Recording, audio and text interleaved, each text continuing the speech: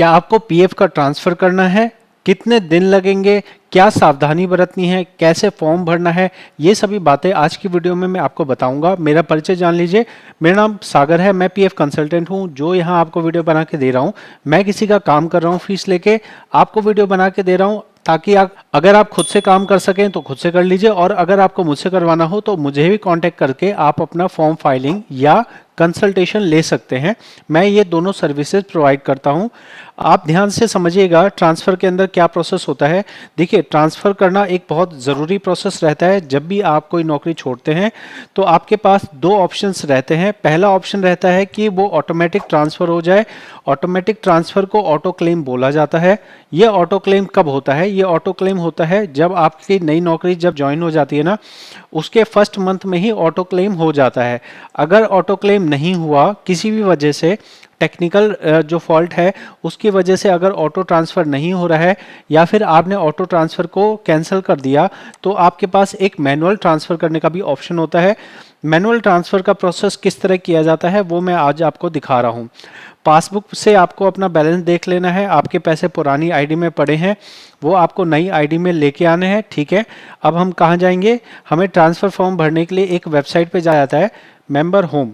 ये member home अगर आप यहाँ जाके 3 डॉट पे डेस्कटॉप मोड कर लेना है, उसके बाद ही आपको ये वेबसाइट पे आना है। अब हम क्या कर रहे हैं, हम यहाँ अपना लॉगिन करते हैं। लॉगिन करने के लिए मैं यहाँ पे अपना यूएन नंबर पासवर्ड डाल रहा हूँ। बाय चांस अगर आपके पास पासवर्ड यूएन नंबर ना हो, फॉरगेट पासवर्ड में जाके आप ये काम कर सकते हैं। हम यहाँ पे जो कर रहे हैं, हम जिस पर्सन का कर रहे हैं उन्होंने हमें डिटेल्स दे रखी हैं। हम यहाँ पे अब ओटीपी का वेट करते हैं, अपना कैप्चा कोड डाल देते हैं और ओटीपी के लिए बता देते हैं। ठीक है, ये ओटीपी जो आपके पास आएगा ये आपका एक पर्सनल कोड है। इसको आपको और किसी को नहीं बताना है। आप खुद से अगर इसे करना चाहें बहुत आसानी से आप इसे कर सकते हैं। जो मैं स्टेप्स बता रहा हूँ वो आपको फॉलो करना है। अब मैं यहाँ पे अपना 6 डिजिट का ओटीपी मैंने एंटर कर दिया, सबमिट कर दिया, लॉगिन हो गया।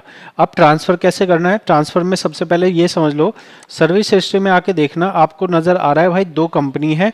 तो 2 कंपनी है तो आपका पैसा पुराने से नए में आना है। पुराने से नए में आने के लिए ट्रांसफ़र फॉर्म जब भरा जाएगा तो हमारा नई कंपनी में आ जाएगा। ट्रांसफ़र फॉर्म भरने के लिए ऑनलाइन सर्विस 1 मेंबर 1 पीएफ, नीचे चले जाएंगे। ऊपर जो भी जानकारी है वो हमारे काम की नहीं है, वो सब ऑटोमेटिक भरा हुआ आता है। हमें बस यहाँ सिलेक्ट करना है प्रेजेंट एम्प्लॉयर, गेट डिटेल करना है।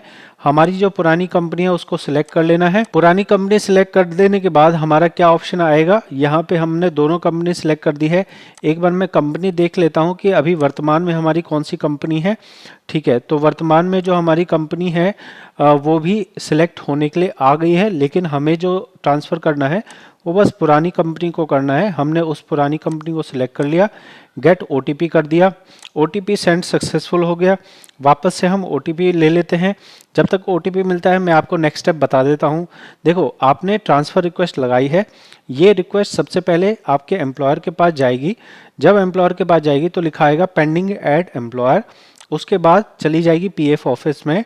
पीएफ ऑफिस में जब एक्सेप्ट हो जाएगा तो लिखा आएगा नॉट अवेलेबल, और उसके बाद आपको अपनी पासबुक में आके चेक करना है सब्जेक्ट टू वेरिफिकेशन हटा या नहीं हटा।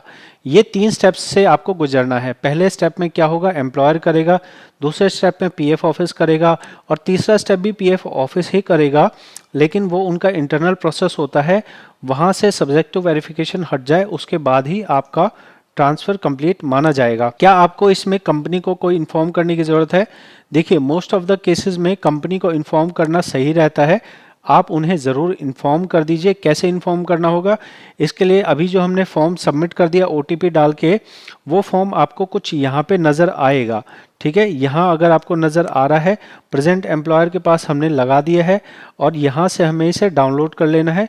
ये डाउनलोड करने के बाद क्या होगा, डाउनलोड करने के बाद ये रिक्वेस्ट जैसे ही एम्प्लॉयर एक्सेप्ट कर देगा, यहाँ पे लिखा आ जाएगा पेंडिंग एट फील्ड ऑफिस, और जब पास हो जाएगा तो लिखा आ जाएगा नॉट अवेलेबल।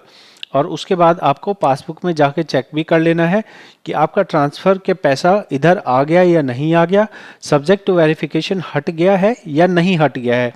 फॉर्म को डाउनलोड करना आसान है बिल्कुल, यहाँ टच कर देंगे। अगर आप फ़ोन में करेंगे थोड़ी दिक्कत आ सकती है, बाकी अगर आप पीडीएफ नहीं भी शेयर करते हैं तो भी चलता है। ऐसा नहीं है कि पीडीएफ शेयर करोगे तभी आपकी कंपनी उसे ओके कर पाएगी, ऐसी कोई ज़रूरी बात नहीं है। इस फॉर्म में लिखा हुआ है कि आपको अपना साइन करना है, लेकिन वो भी एक फॉर्मेलिटी भर है, ज़रूरी नहीं है कि साइन करोगे तभी आपकी कंपनी एक्सेप्ट कर पाएगी। आप यहाँ देख रहे हैं कि पहले वाले मेंबर ने क्या किया है, 2 बार पहले रिक्वेस्ट लगाई है, लेकिन इसका एम्प्लॉयर जो है वो 1 महीने 1.5 महीने तक भी उसे नहीं कर रहा था, तो हार के मेंबर इसे कैंसिल कर देता है। तो आपको ये समझना होगा कि जब तक आपकी कंपनी आपसे सहमत नहीं होगी ट्रांसफ़र रिक्वेस्ट ओके करने के लिए, तब तक आपका ऑटोमेटिक नहीं होगा। ठीक है, तो ये वीडियो आपको कितनी समझ आई है ज़रूर मेरे को कमेंट में बताएं। और अगर आपको पीएफ रिलेटेड कोई प्रॉब्लम है, आपको चैनल्स पे जो वीडियोस मिल रही हैं सारी एक एक प्रैक्टिकल काम किया हुआ है, उसी बेस पे आपको वीडियोस मिल रही हैं, आप उसे देख के खुद का काम कर लीजिए। और अगर आपको मेरे समय चाहिए हो, मेरा अपॉइंटमेंट चाहिए हो, तो आप फीस दे के अपॉइंटमेंट लीजिए, फिर मैं आपका अकाउंट देखूंगा, उसके बाद आपको सॉल्यूशन सही बता पाऊंगा। और अगर आप भी पीएफ का काम करके पार्ट टाइम या फुल टाइम इसे कैरियर के तौर पे बनाना चाहें, जिसमें आप लोगों का पीएफ का काम करते हैं, उनकी हेल्प होती है और आपको भी फीस मिलती है, तो ये काम आप मेरे से सीख सकते हैं, जो मैं अपने जितना अनुभव है उस अनुभव के बेस पे आपको सिखाता हूँ। मिलते हैं अगली वीडियो में, बहुत बहुत धन्यवाद।